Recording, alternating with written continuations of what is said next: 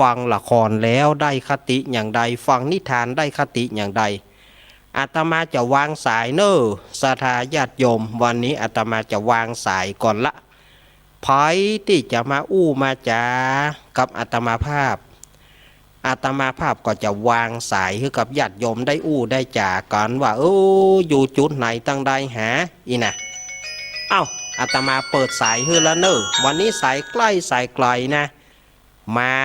คะเขากันเลย0892140135โต้เจป้อใจหรือว่าไม่ยิงเนาะถ้าการว่าโตนะเนาะลองว่านะเอาละเจริญปอนติดแล้วเนอะสนุกดีบักใครรับสักหน่อยบักข้ารับสักหน่อยเนาะเจ้าจากตั้งใดนี่แม่อยู่ลำปางเพ่ลำปางนะม่วนดีสนุกดีบักใครรับสักหน่อยบักข้ารับเนาะเจ้าเนี่ยไปเอามาว่ามันหนึ่งเอามาว่ามันเนี่ยหม้อเสียงดีเนาะเปิ้นจะจองหัวกะหาบักจังเนาะแม่ชื่อแม่หยังแม่บ้านคนอำเภอเมียงลำปางเจ้าแม่สอนนี่เนาะเจ้าเอาขอบคุณนะแม่เนอเจ้าสวัสดีปีใหม่เจ้าวัดดีปีใหม่เนอเจ้าสาธุแม่วางสายให้จิมสุมาตัวแม่พอเรียบร้อยแล้วแม่วางสายให้จิมเพราะว่าสายอื่นจะเข้ามาการเจแต่เฮ้ยการกดสายแรกจากลำปางสายที่สองจากทางใดจะเริญปอนครับสวัสดีครับลุงเน้นอันนี้ป่อยังป่อบุญธรรมสังคำฟันบ้านตุงหนองเวียงป่อเป้าป่อบุญธรรมสังคำฟันแน่มาแล้วป่อบุญธรรม เล่นละครก็ม่วนเนาะเทศก็ม่วนอยู่เนาะบรรยายก็ม่วนอยู่เนาะครับมันถึงมีเนี่ยสปะก็มีคติดีเหมือนกันแล้วเนาะน่ากะนะการพนันมันถึงแบบเนี้ยคือไผได้ดีเนาะป่อบุญธรรมเนาะแม่นครับหนาวก็ทับปุ่นหนาวเหมือนกันแล้วเนาะเฮ้ยหนาวนะเนาะวันนี้มาแล้วเนาะเมื่อคืนนี่รู้สึกว่าจะอุ่นๆมาหน่อยวันดีปีใหม่ตัวเนอครับวันดีปีใหม่เนอป่อบุญธรรมแล้วก็ตึงแม่ตัวเนอแล้วก็ครอบครัวตัวเนอครับรักษาสุขภาพใส่ผ้าหนาๆหน่อยเนอครับขอบคุณป่อบุญธรรมขอบคุณป่อบุญธรรมเนอป่อบุญธรรมสังคำฟันบ้านโป่งหนองเวียงป่าเป้าครับขอบคุณป่อเนอสุแม่ครับผมป่อบุญธรรมนี่ปกะเป็นแฟนรายการทุกคลื่นทุกท่านครูบาอาจารย์ทุกท่านสุมาเนอป่อวางสายให้จิมสุมาเตสายอื่นจะเข้ามาสุมาขอบคุณเชียงรายมาหนึ่งลำปางมาหนึ่งต่อไปเชียงใหม่มีหน่อยเจริญปอนพี่ไอ้เนาะนาฬิกาไม่ดังดีกว่าดังกันเนาะดังนะครับเนาะเนี่ยเอามาตั้งไว้นี่มันบอกเวลามันดังแหงดีมันดูต่างครับฮะอันปุ๊กมันได้กันไหนได้กะตั้งปุ๊กไหนได้กะเนาะได้กะพ่อก่อนของพระเอามันเคยมีแล้วหรอครับฮะคือชัดเจนนี่นะผมฟังโดยหมอกนะชัดเจนเนาะครับโดยหมอกครับโดยหมอกเรดิโอครับผมพี่ไอ้ไปกำลังวันนี้มารู้สึกว่ามันจะอุ่นมาหน่อยนะอุณหภูมิสูงครับแต่บ่ฮู้อันค่ำวันพุกนี่เมื่อเจ้านี่ก็บ่ฮู้เหมือนกันมันเย็นนะ เออนะ เป็น จัง กำลังใจให้เจ๊ด้วยนะครับ กำลังใจเจเนาะมีเนี่ย ขอบคุณพี่ไอ้นะครับเด้อ ครับ มิน ได้กี่ข้าวแรงเอาไปยอม กินข้าวกับมันยำล่องควาย เอาหมอกะหมอกะนะ ไม่น้อย อ่า ครับครับนมัสการครับ เจถามแม่สมไม่น้อยวะ ไม่เนี่ยครับ เอาขอบคุณเด้อไอ้เด้อ ครับครับนมัสการ ครับขอบคุณเด้อพี่ไอ้ทรงศักดิ์พี่พักแน่สถาญาติโยมอ๋อ ไปห้าหมอโทรมาเป็นเนาะ กูไป55ยังมาโทรมาเตื้อแล้วเจียงไฮ้ชนะลำปางเนอะเจียงไฮ้ตีเสมอลำปางมาละ2 สาย ต่อไปจากตังใดเจริญปอน ให้สาเจ้าหลุดเน้น แม่ แต่ว่าแม่กองแรง แม่กองแรง นครนางฟ้าจังหวัดลำปาง โอ้ห้วยน้ำเย็นนี่น่าใจอาบน้ สวัสดีปีใหม่เด้อ ำสวัสดีปีใหม่เนอะแม่กองแรง ขอเงินสุรภาพเน้นอันโยมันยืนยาวเด้อ เอาขอบคุณ แข็งแรงเด้อ ขอบคุณเปิ่นว่าอยู่ห้วยน้ำเย็นเนี่ยฮู้เกินอยากจะอาบน้ำต่างเปิ่นฮอ อันหลังจะจับว่ากะ อาบน้ำเจ้าเนาะ เจ้า หือนะ เออเป็นกำลังใจเด้อ ขอบคุณแม่กองแรงเนอะ เจ้า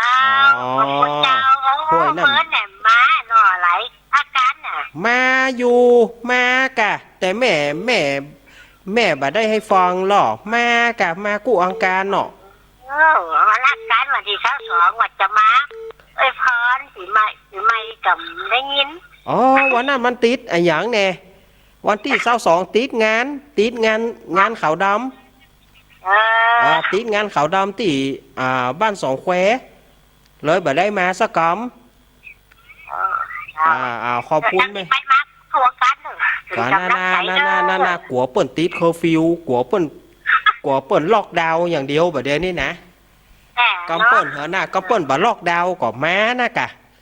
ก็เปิ่นล็อกดาวน์ก่อนมดท่าก่อนเนอะsorry โอดก่อนเนอะ ไม่ช้าเจ้า ขอบคุณเนอะแม่กองแรงห้วยน้ำเย็นอำเภอเมืองปานท่อน่าใจจะอาบน้ำท่อเจ๊เปิ่นว่าอยู่ห้วยน้ำเย็นเนี่ยน่าใจจะอาบน้ำท่อชื่อเปิ่นถึงเหลือแดกละเอามาใหม่1 2 3มาใหม่ลำปางเสมอละ2-2ลำปางกับเชียงไฮ้2-2เจริญปอน ราชการเจ้าฟังอยู่เนอะ ฟังอยู่เนาะ เจ้า แม่หยัง นี่แม่จันดี แม่จันดี บ้านปากกลางตำบลสับปะเปาอำเภอจันทรายไว้ สันทรายเชียงใหม่เฮานี่นะ เจ้า แม่จันดีอีเนาะ เจ้า อายุเท่าใดแล้วแม่ 80 80อ๋อโล80เนาะ เจ้า เฮ็ดได้120เนอะ โอ้อยู่อย่างเมื่อเนาะ ตำน้ำกินนะมั้งอ่ะ ตำน้ำกินนะมั้งอ่ะ ได้กะ ขอให้สุขภาพสมบูรณ์แข็งแรงเนอะแม่เนอะ เจ้า เจ้า หัวฉีดน้ำลาย วันพุธวันศีลนะ ไปวัดไป แต่ วา วันนี้ฟังงานนี่ก่อนเลยฟังละครเนี่ยม่วนดี นะมันเป็นคติธรรมบ่ได้นะวันนี้มันก็เป็นคติธรรมจะดีอ่ะ เจ้า พ่อครูสุรพล ใคร ได้ เนื้ ฝา อก อ่อ เอา น ไว้ เขาฟังอ่ะเนาะ ครับนอนเขาบอกฟังอ่ะ กับบาจ้างว่าแม่เฮ้ยของนี้อีก มันม่วนเปิงใจไผ่เปิงใจมัน ได้กะยังเอาคนเราเนี่ยฟังม่วนดีอ่ะ จับใจงูบ่จูใจเขียดนะกะจับใจเปียดบ่ถูกใจไม้การนะกะจับใจหลานบ่ถูกใจลูกกะมันถึงสะปะนะให้เอาจับใจเหมือนเดียวกับมันตึมหมีแม่เฮ้ย แต่ บางคนอย่างบางคนเฮาหลังจัดเนี่ยบางคนก็ว่าดีบางคนก็บุยลักบุยปากใส่เฮา เราอย่างเอาเนี่ยมาบุยเนอะเนาะเฮ้ยคนเรานี่ม่วนดี เอาขอบคุณแม่จันดีเนอะ เจ้าจะวันดีปีใหม่จ้ะเนอะ วันดีปีใหม่เนอะแม่จันดีสันป่าเปาสันทรายขอบคุณเนอะสุมาเนอะแม่วางสายให้ลูกเล่นกอมสุมาเตอะ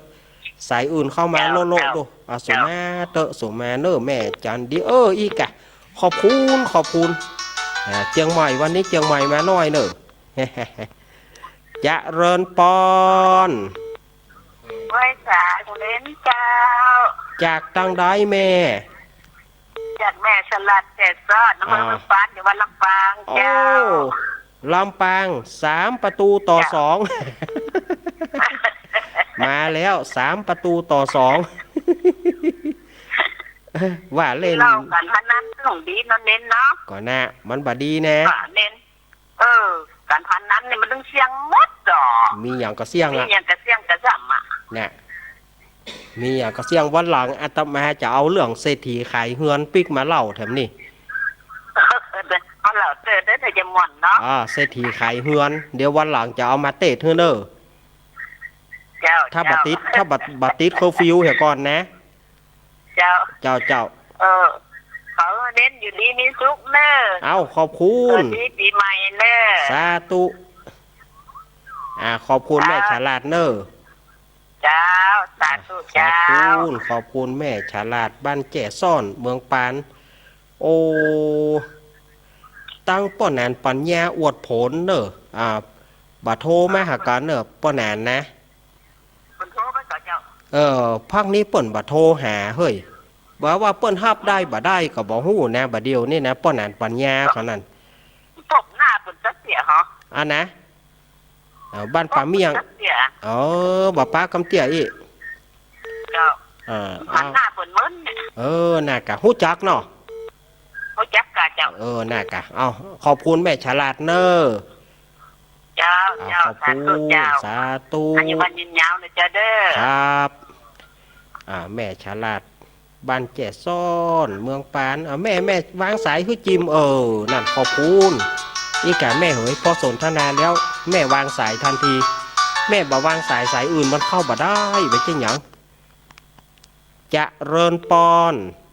ไว้สาเจ้าลุงเน้น จากทางใดแม่ ไม่ยอด แม่ยอด ยาใจ บ้านสีบุญเลี้ยงเจ้า สีบุญเลี้ยงลำปางเนาะ เจ้า ลำปางมาแล้วครับ4-2 ให้กำลังใจเนอะ กำลังใจเนาะ เจ้า แม่ยอดยาใจขอบคุณโอ้หลุดไปแล้วเนอะแม่เนอะหลุดไปละจะเริญปอนจะเริญปอนติดแล้วเด้อ กับไว้สาเจ้าท่านพระครู โอ้ยสุมาแต่จะไปว่าหมอกลูกหมอกหลานปอนแล้วจะไปพระครูขี้โคกจะขึ้นหัว เป็นพ่อครูแต่แล้วเนาะ อันแม่โทรจากที่ไหนรายงานตัวหน่อยรายงาน ทางเวียนหนังลางเจ้า ตาจังเวียงหนองรอง อันนี้ไผ่น้องไม้กะ ค่ะไอ้เจ้า เจ้าอีกะบอกเอานะข้านี่นะน้องไม้ว่าจะได้ลูก ใจแม่ม่วนเด้อเจ้า ใจนิทานเรื่องใจป่อใจแม่ม่วนดีเนาะ เจ้า เออ ลูกมันเหมือนดีเจ๊ทิพย์เจ๊ทิพย์ใช้ปอดใจแม่ น่ากะตืบตีนใส่ปอดใส่แม่นะ แบบนี้เขาเป็นคนดีไหม ไม่ดีเนาะ ค่ะให้กำลังใจเด้อเจ้า ขอบคุณลูกขอบคุณน้องไม้ขอบคุณนั่นลูกเนอ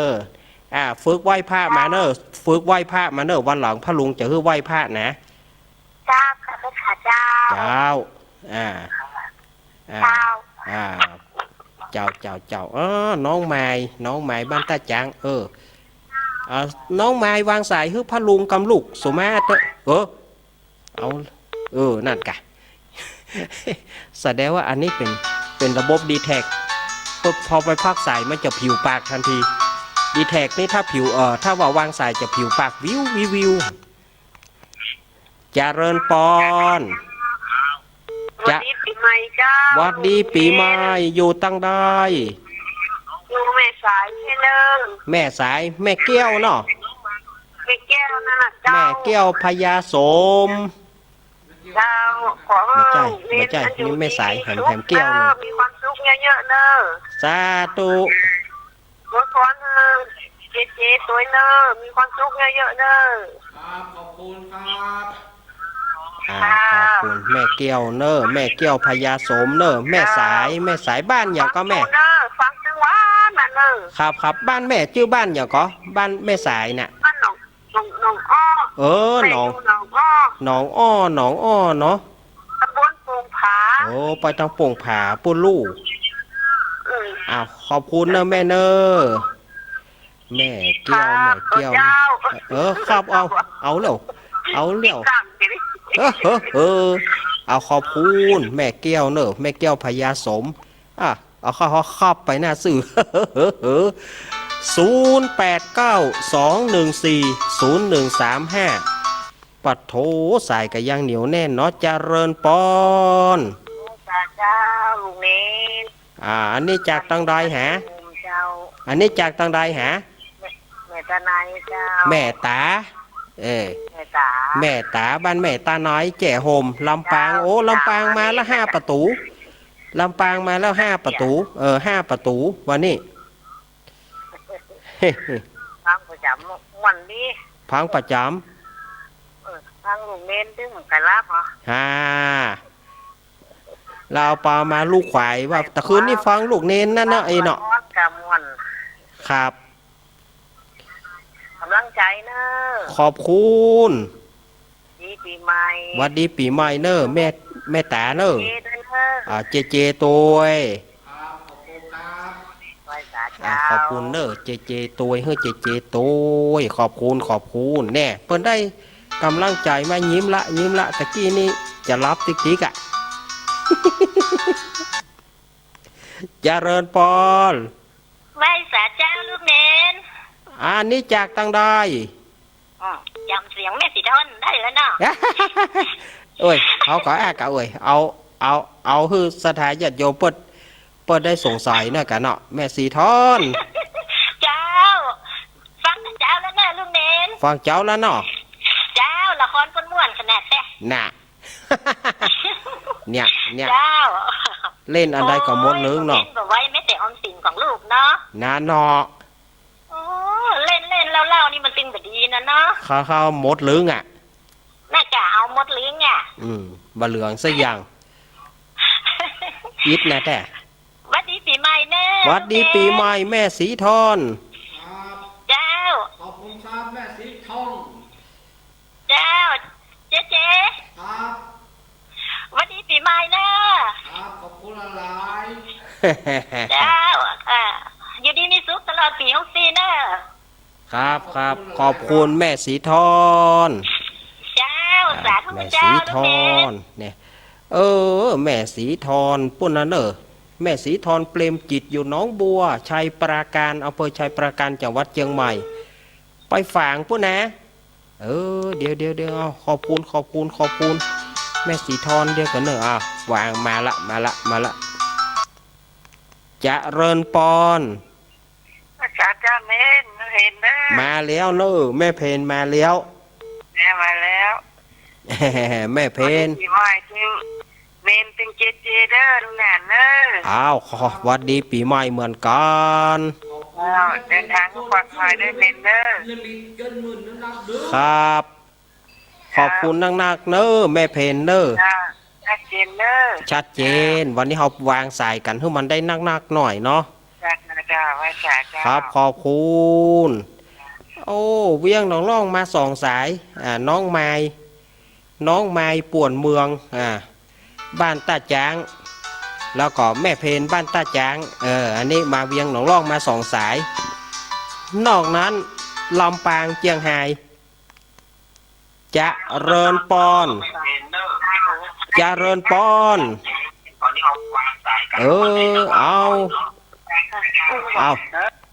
เอาขอกันเนอะเพราะว่าเปิ้นบ่ปิดวิทยุเปิ้นพอเปิ้นบ่ปิดแล้วเปิ้นก็มันสื่อสารกันบ่ได้จะเริญปอน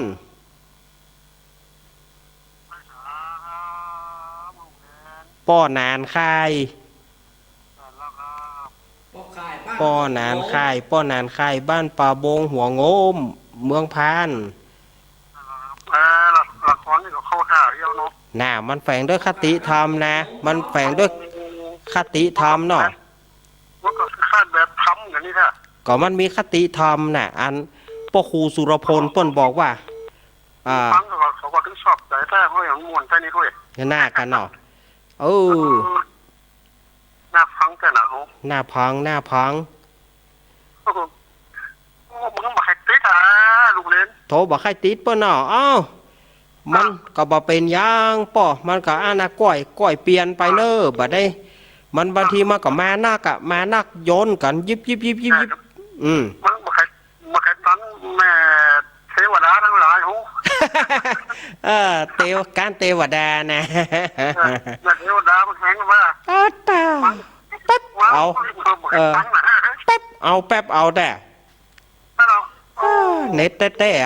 แต่ยอมรับเด้อเอายินดีป้อนแหนเด้อขอบคุณ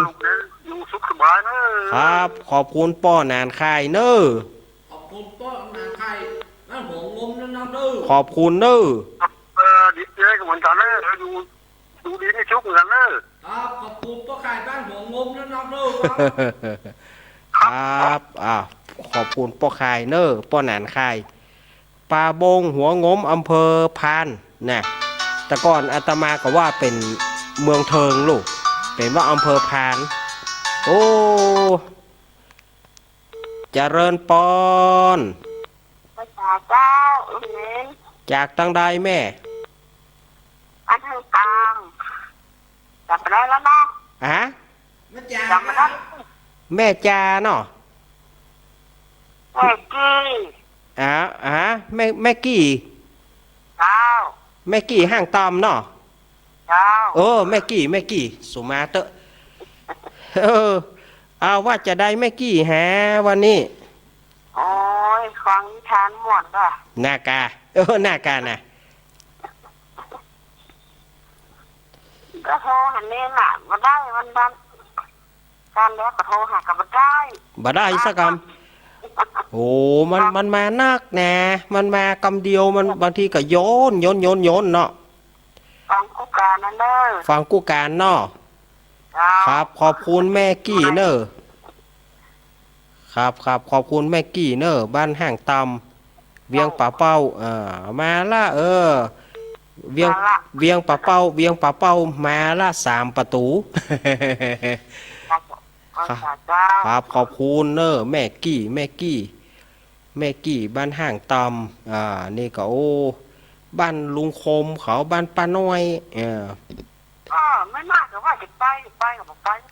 บ่มาสักกรรมบ่มาสักกรรมว่ะบ่มาสักกรรมขอบคุณแม่กี้เนอะครับ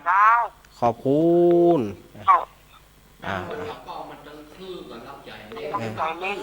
ครับแม่กี้วางสายให้จิ๋มเนอะแม่กี้สุมาเตอขอบคุณแม่น้อยนะแม่น้อยเกี้ยวสาวนะอันนั้นหูกันแม่น้อยจะเริญปอนว่าจะได้หาม่วนดีน่าเล่นละครม่วนดีเนาะจากทางใดแม่จากแม่จันแม่จันยังหายเนอะอำเภอแม่จันเนาะปอดทอแม่ชื่อแม่หยังแม่เชียงจันแม่ใจนายจับใจนายแม่แจ่มจันนี่เนาะ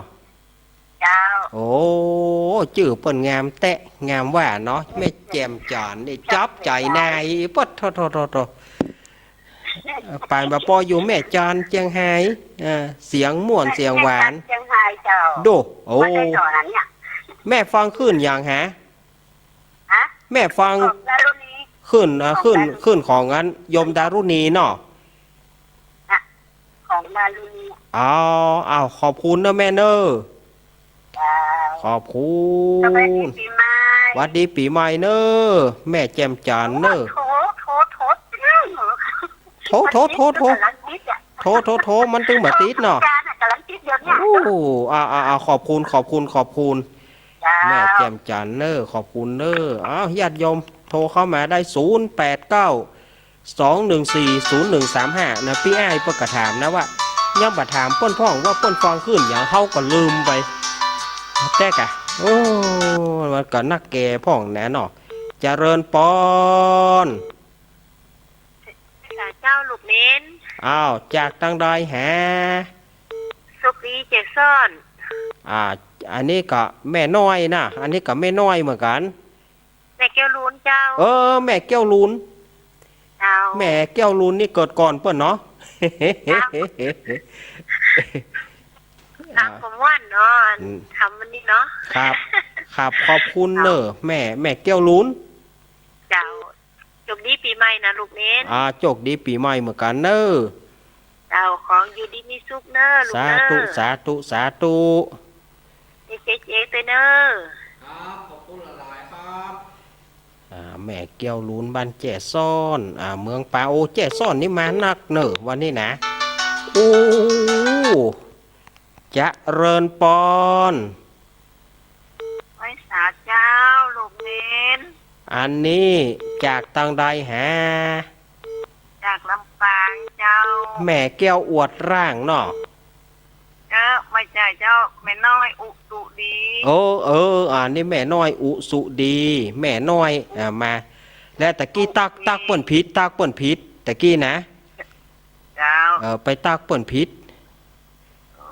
มาแล้วแม่น้อย แม่น้อยอุตุดี แม่น้อย จาก อุ ลำ สุ ปาง ดี เจ้า ลำปาง ตำบลบ้านไหลนาน้อยเนอะ บ้านโดก เอ็น โอ้บ้านจื้อก็จื้อแม่น้อย บ้านซัมไปอยู่บ้านไหลนาน้อย ตำบลโป่งสันทองอำเภอเมืองจังหวัดลำปางเจ้า เออ ทั้งปูอังคารกว่าจะติดสายมันแน่นเนาะ โปงแสนทองก็ไปทางกล้วยแพะเนาะ เจ้า เพราะว่าอาตมาเคยไปหรอบ้านกล้วยแพะ เจ้า เปิ้นมีปอยหลวงหรออาตมาไปหรอบ้านกล้วยแพะ อ๋อเจ้า โอ้ปอยหลวงเปิ้นม่วนนะเปิ้นมีการโฮสต์น้ำกันนะ เปิ้นมีการโฮสต์น้ำกันตัวปอยหลวงเปิ้นเปียะบ่ลอกซอกแซก เจ้า ขอบคุณแม่น้อยเนอะ เจ้ากว่าจะติด ครับ เป็นกำลังใจเนอะ ครับขอบคุณเนอะ สวัสดีปีใหม่เนอะ ครับ เนอะ ครับ เจ้า ขอบคุณเนอะ สาธุสาธุ เจ้า ก็เป็นกำลังใจเนอะ ครับลูกเน้นอยู่ดีมีสุขอยู่กับศรัทธาเหมือนเนอะ ครับ ร้อยสาวขวบเขาเด้อ เอามันตะใดก็ได้นะแม่เนาะย่าเสียงก็แม่อิ่มเนาะแม่เนาะ เจ้าเจ้า ขอบคุณเดี๋ยวแม่น้อยวางสายให้จิมสุมาเตอะแม่น้อยวางสายให้จิมเนอะสายอื่นเข้ามา ถ้าอาตมาวางก็คือปุ๊ดตีนปูหมดปล่อยหลวงเปิ้นเจ๊เปิ้นน้ำโหดกันอย่างปีใหม่นี่เปียกหมดเข้าวัดนะเปิ้นอยู่ตังโปงแสนทองเป็นแม่น้อยนี่นะแต่ว่าเน้นเคยไปบ้านกล้วยแพะวัดของท่านอาจารย์สุรศรีนะเจริญปอน บัวคำจีนาพระแจ้งเลยหรอก ตะกี้หลานโทรมาบัดเดี๋ยวนี้ยายโทรมาแถม ลูกจะโทรก็ปล่อยโอกาสไปเขาไปเนาะ โต้กำอูม่วนดีนะถ้าสวรรค์จะเอาไหว้พระเนอะสวรรค์จะเอาไหว้พระแห่กรรมก่อน เจ้า แม่บัวคำ ฟังละครมันก็ม่วนเนาะ หน้ากา แต่พ่อ เนาะ จะแม่มันก็ม่วนเนาะ ใจพ่อใจแม่นะ เจ้าบางคนแต่บนว่าเนาะกำลังใจเด้อเนอะทีมนี้เนอะ ครับขอบคุณแม่บัวคำเนอะ แม่บัวคำจิแน่นี่หนองรองตาจางนี่กะตาจางมาสองโดยเฉพาะแม่บัวคำมาสองรอบเพื่อหลานเพิ่นมารอบหนึ่งแม่บัวคำมารอบหนึ่งญาติโยมโทรมาเตอะเนอะเป็นกำลังใจกันเจริญปอน เจ้าสวัสดีเจ้าลุงเน้น แม่ปราณี แม่ปานี แม่มมาแล้ว เจ้า มาแล้วมาแล้วแม่ สวัสดีปีใหม่นะครับ อันเลือดขอฝากซึ่งอันดีเจตัวอันน่ะเจอันสวัสดีปีใหม่กับเจตัวเนอ ครับขอบคุณ หลายครับ แล้วก็ขอให้อายุมันยืนยาว100 ขวบเข้าภาษาเน้อ อ้าวขอบคุณเนอแม่ปานีเหมือนกันเนอแม่ก็ขอให้ได้อา เท ยุ วบุตรเทวบุตรเทวดาปกปักรักษาเน้อ ครับ ขอบคุณแม่ปานี บุญรักษาเทวดาคุ้มครองเน้อ โอ้สาธุโอ้ม่วนอกม่วนใจ แม่ปราณีแม่ปราณี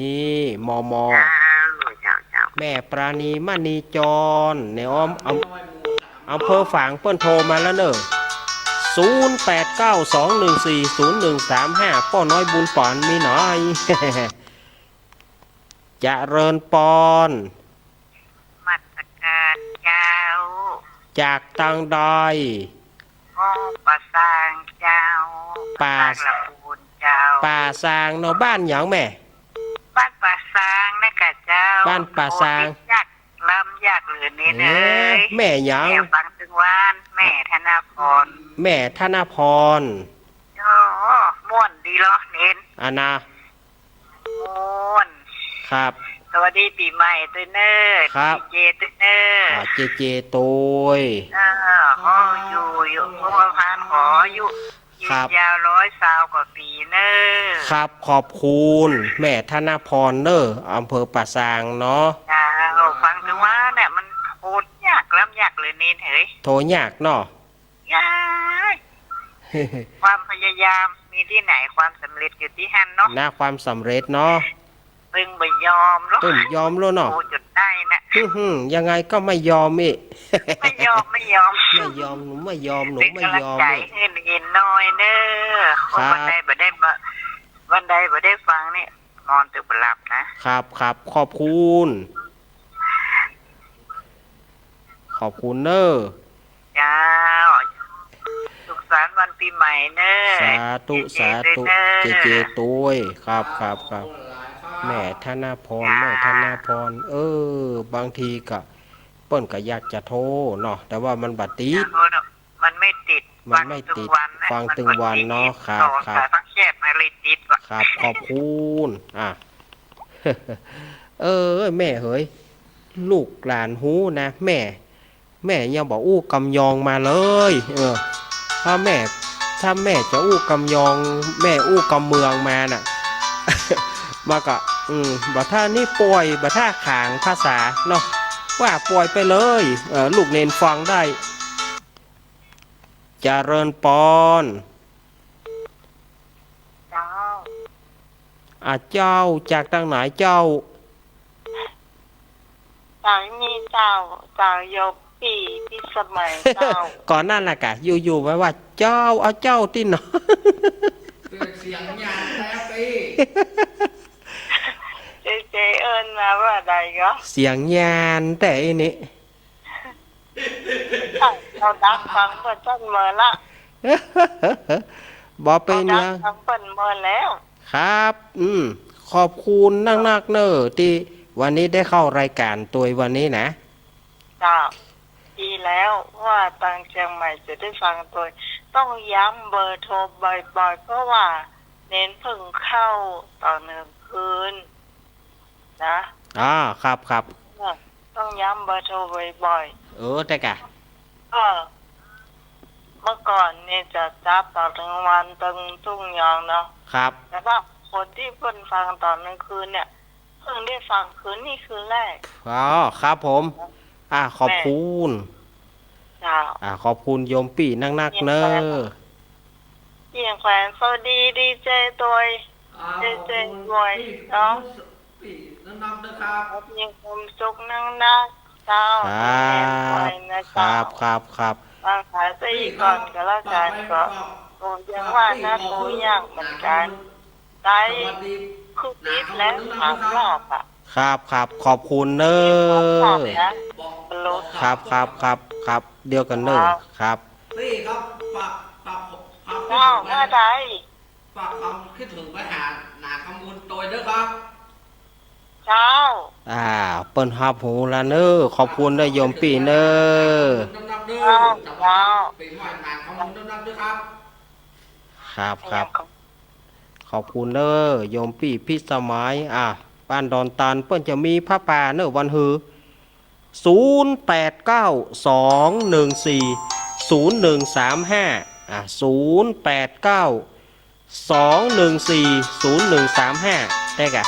โยมปี่ว่าก็มันบัดจ่ายหยังโยมปี่เฮ้ยมันมากันติ๊กแล้วก็มันบัดมีโอกาสได้ทวนสายเนาะเจริญปอนภาษาเจ้าวันดีปีใหม่เนอแม่ฟ้องเจ้าจังได้เนาะแม่ฟ้องบ้านโป่งดอนเจ้าแจ้โฮมละครเพิ่นน่ะฮะ บาปเต็มวุ่นเนาะหน้ากาบาปบ่แป้บุญนะจ้ะเนาะดีเนาะมันตึงบ่ดีนั่นการพนันหมดตัวคบเพื่อนจั่วหมดความดีนั่นเนาะแม่ฟองเนาะเจ้า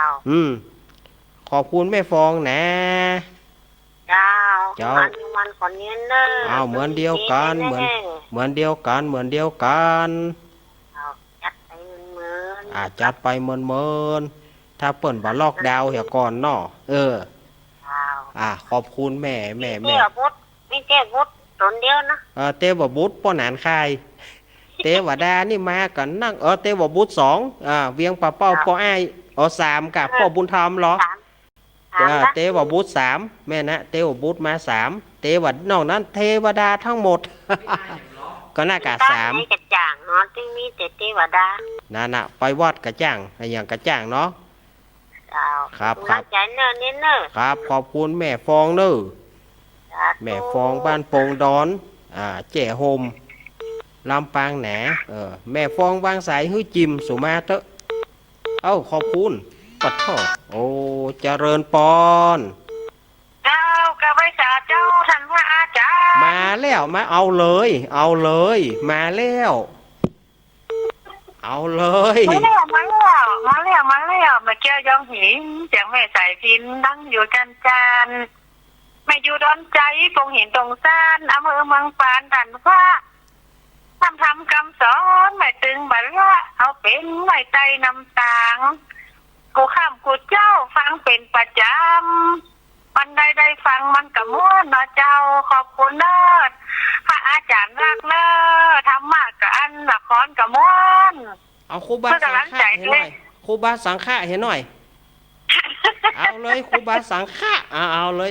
ครูบาสังฆะขอบลาไว้จ้าครูบาสังฆะบัลลัดอยู่ท่าดาวฟังบัลลัดเจอเนอท่านพระอาจารย์รอฟังเสียงธรรมท่านพระอาจารย์เนาะเจ้าคนฟังตั้งหลายยิ่งใจหนุ่มเทาใจจื่นใจบานจุ่มเย้าบักกองวางสายโทรหาเจ้าพระอาจารย์เจ้าตนดังกูค่ำกูเจ้าฟังเป็นประจ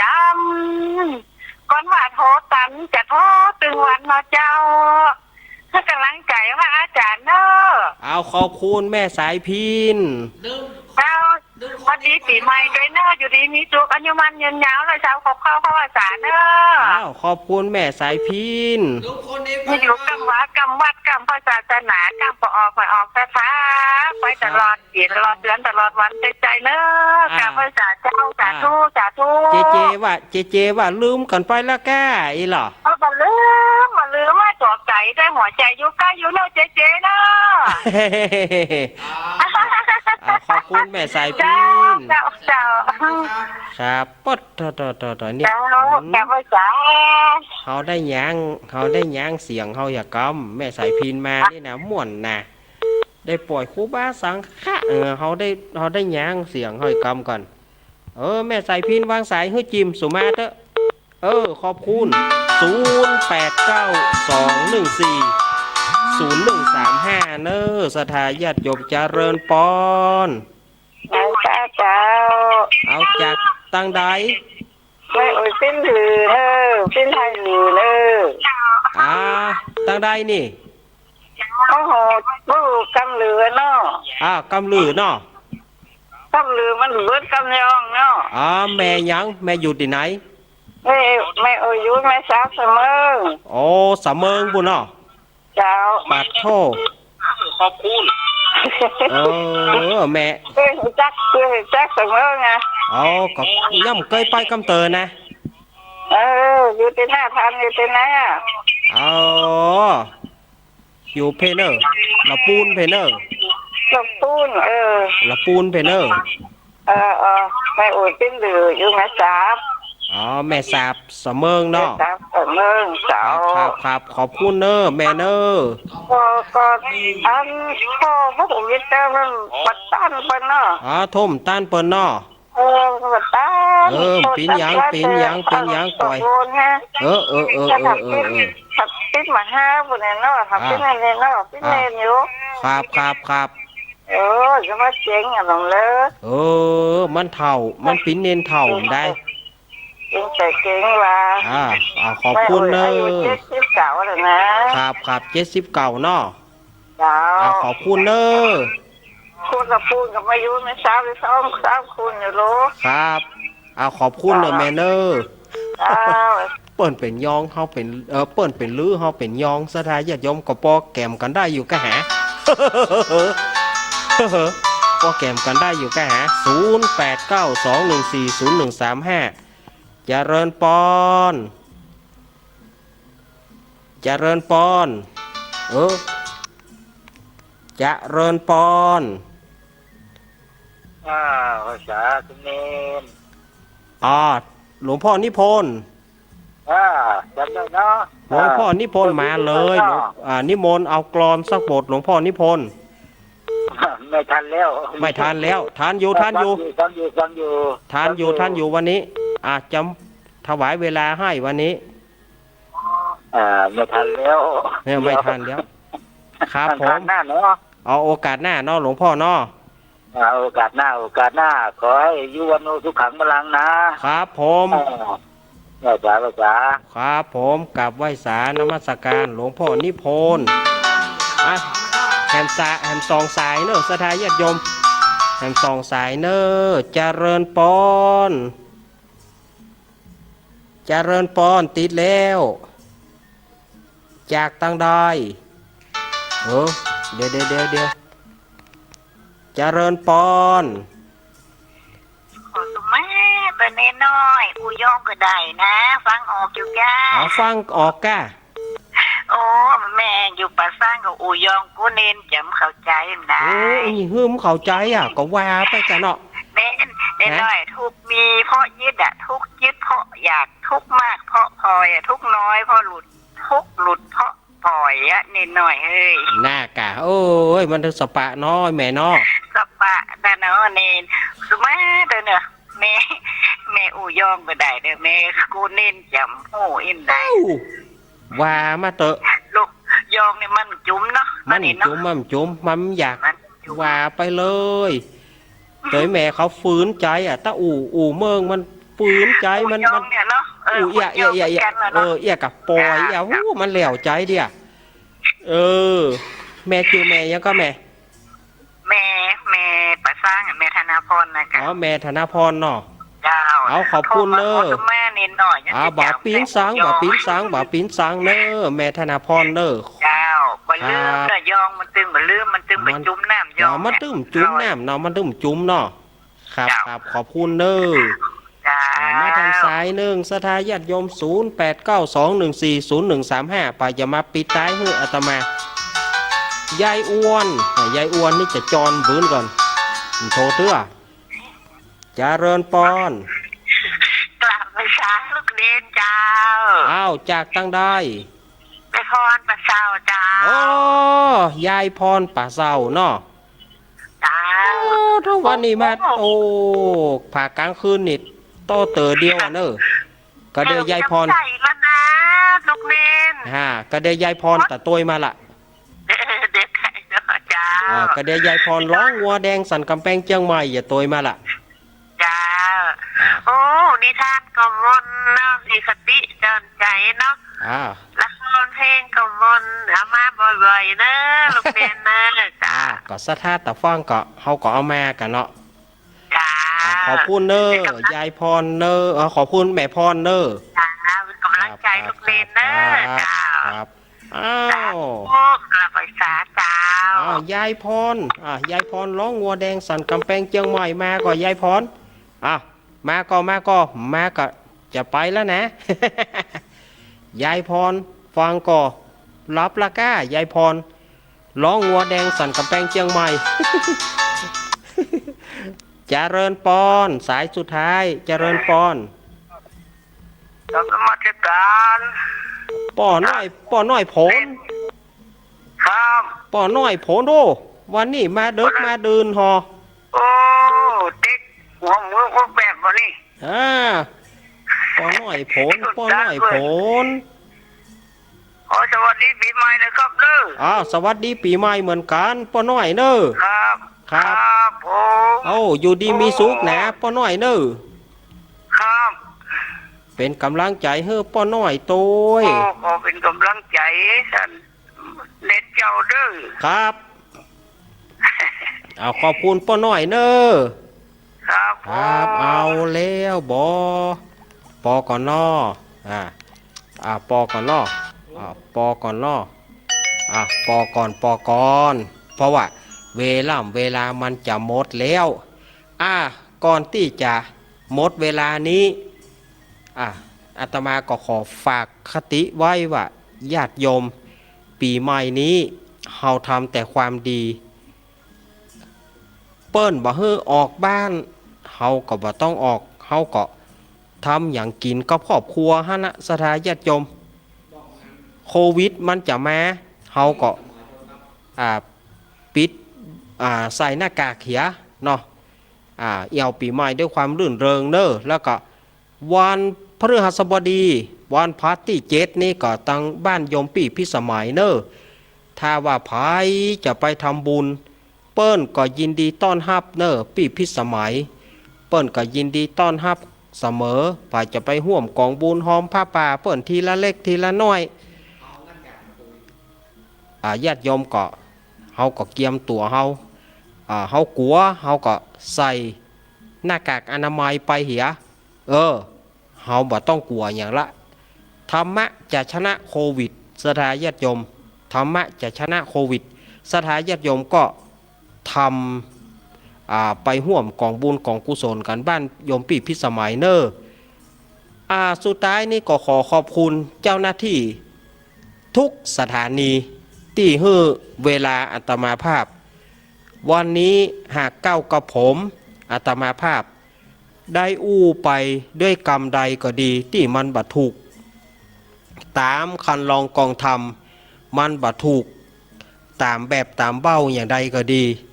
มันผิดปะแลดแปดป้างไปเก้ากับผมอาตมาภาพขอ